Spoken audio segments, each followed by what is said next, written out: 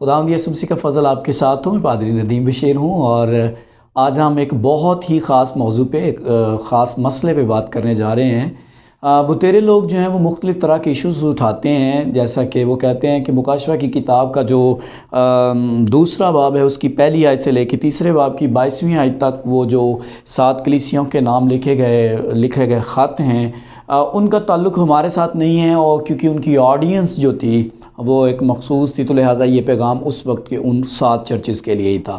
اور صرف یہی نہیں ہے بلکہ اور بھی بہت سارے ایسے موضوعات ہیں جو یسوع مسیح نے ڈسکس کیے نئے عہد نامے کے اندر. تو اس میں بھی لوگ کہتے ہیں کہ جی اس کے سامعین جو تھے وہ فقیہ فریسی تھے یا کوئی اور لوگ تھے، تو لہٰذا یہ باتیں ہمارے لیے نہیں ہیں، یہ خاص الخاص جو ہیں یہ ان لوگوں کے لیے ہیں. تو میں آج بائبل مقدس میں سے اس بات کو آپ کے سامنے پیش کرنا چاہوں گا کہ اگرچہ سامعین جو تھے اس وقت کے وہ تھے، اور اس میں کوئی شک نہیں ہے کہ ان کا جو پہلا ٹارگٹ تھا خداوند یسوع مسیح کا، یہ پہلی جو اسٹوڈنٹ تھے جو سامعین تھے وہ وہی تھے، اور انہی کو کچھ خاص بات سکھانا یسوع مسیح کا مقصد تھا. لیکن یہ ایسا کہنا ایک خطرناک بات ہو سکتی ہے کہ یہ بات ہمارے لیے نہیں ہے.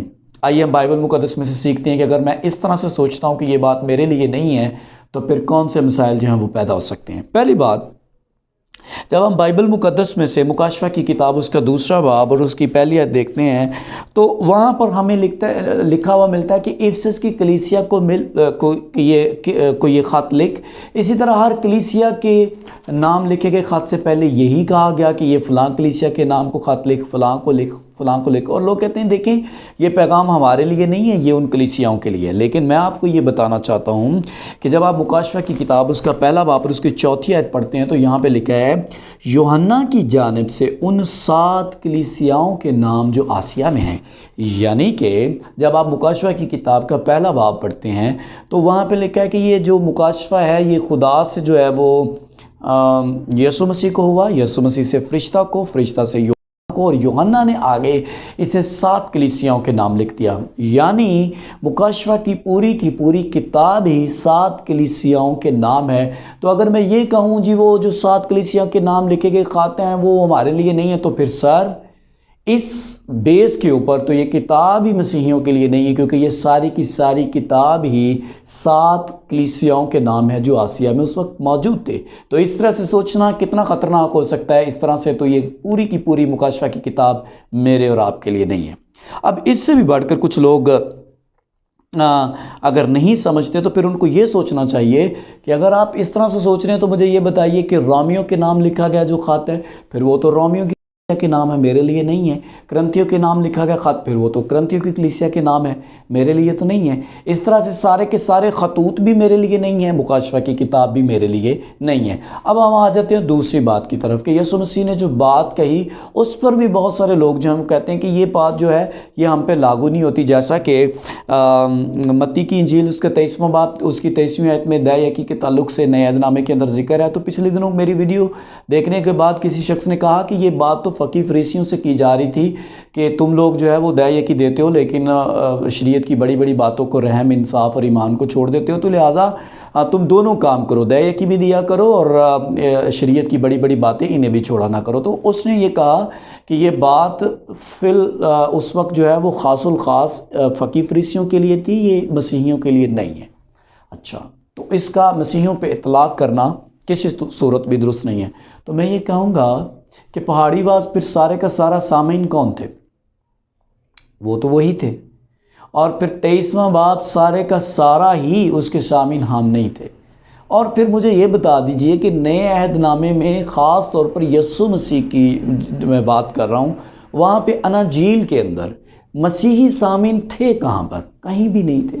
اب ایک ہم بات اور دیکھتے ہیں بائبل مقدس میں سے کہ متی کی انجیل اس کا 10واں باب اور اس کی 40ویں آیت میں لکھا ہے یسوع مسیح نے کہا اپنے شاگردوں کے تعلق سے کہ جو تمہیں قبول کرتا ہے وہ مجھے قبول کرتا ہے. تو اس کا مطلب یہ بات تو یسوع مسیح نے اپنے شاگردوں سے کہی، تو پھر آج کے پادریوں یا پاسبانوں یا خادمین پر یہ بات بالکل لاگو نہیں ہوتی. اور پھر جب یسوع مسیح نے متی کی انجیل کی 11ویں باب کی پہلی آیت پڑھتے ہیں تو اس سے پیچھے ایک سیریز ہے، یسوع مسیح اپنے شاگردوں کو کوئی تعلیم دے رہا ہے. تو 11ویں باب کی پہلی آیت میں لکھا ہے کہ جب یسوع مسیح اپنے شاگردوں کو حکم دے چکا تو اس کا مطلب وہ ساری کی ساری تعلیم تو یسوع مسیح نے اپنے شاگردوں کو کہی، اور وہ احکامات بھی یسوع نے اپنے شاگردوں کو کہے، تو پھر اس کا مطلب مجھے فالو کرنے کی ضرورت نہیں ہے، اور ان کا اطلاق ہم پہ بھی نہیں ہوتا۔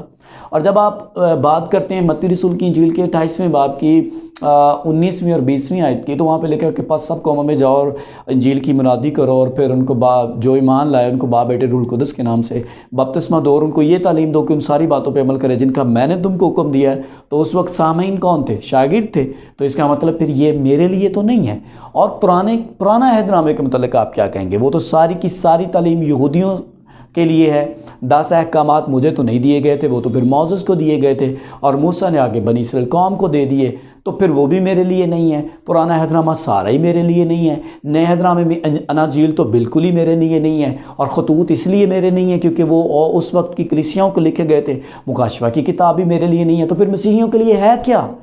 اس پرسپیکٹیو سے سوچنا کتنا خطرناک ہو سکتا ہے، اور مسیحی آج کے زمانے میں اس طرح سے سوچ رہے ہیں، اور وہی سوچ رہے ہیں جو عقل سے پیدل ہے، اور میں کہوں گا جو بائبل مقدس کی تعلیمات سے خالی ہیں۔ خداوند آپ کو برکت دے۔ اس طرح سے سوچنا انتہائی غلط ہے۔ یہ ساری کی ساری تعلیم جو ہیں یہ ہم پہ بھی لاگو ہوتی ہیں، کیونکہ اگر ہم یہ نہیں مانتے نا کہ یہ ہم پہ لاگو ہوتی ہے، تو پھر ہم یہ کہہ رہے ہیں کہ بائبل مقدس کی تعلیمات یونیورسل نہیں ہیں، ساری قوموں کے لیے یا ساری کائنات کے لیے ایک کتاب نہیں ہے۔ جب ہم یہ مانیں گے کہ پرانا عہد نامہ نیا عہد نامہ مسیحیوں پہ لاگو ہوتا ہے، اور وہ الگ بات ہے کہ کون سے احکامات جو ہیں وہ مجھے فالو کرنے ہیں، کون سے نہیں، وہ بائبل مقدس میں لکھا ہے، میں اس ڈیبیٹ کے اندر نہیں جا رہا۔ لیکن جو چیزیں ہم پہ لاگو ہوتی ہیں ان کو یہ کہہ کے اس دلیل سے ڈینائی کرنا کہ یہ جی سامعین فرق تھے، یہ تو ان کے نام تھی، یہ فلاں کے نام تھی، ایسا اگر ہم کہیں گے تو پھر اس کا مطلب یہ ہے کہ بائبل مقدس ساری قوموں اور سارے زمانوں کے لیے نہیں ہے۔ اور یہ آپ خود سوچیں کہ یہ کس قدر ڈینجرس بات ہے اس طرح سے سوچنا۔ لیکن ہم جانتے ہیں کہ بائبل مقدس کا پیغام جو ہے وہ ساری کائنات کے لیے، ساری دنیا کے لیے ہے، یہ یونیورسل ٹروتھ ہے، اور اگر یہ یونیورسل ٹروتھ ہے تو پھر یہ ہم سب پہ لاگو ہوتا ہے۔ خداوند آپ سب کو برکت دے، آمین۔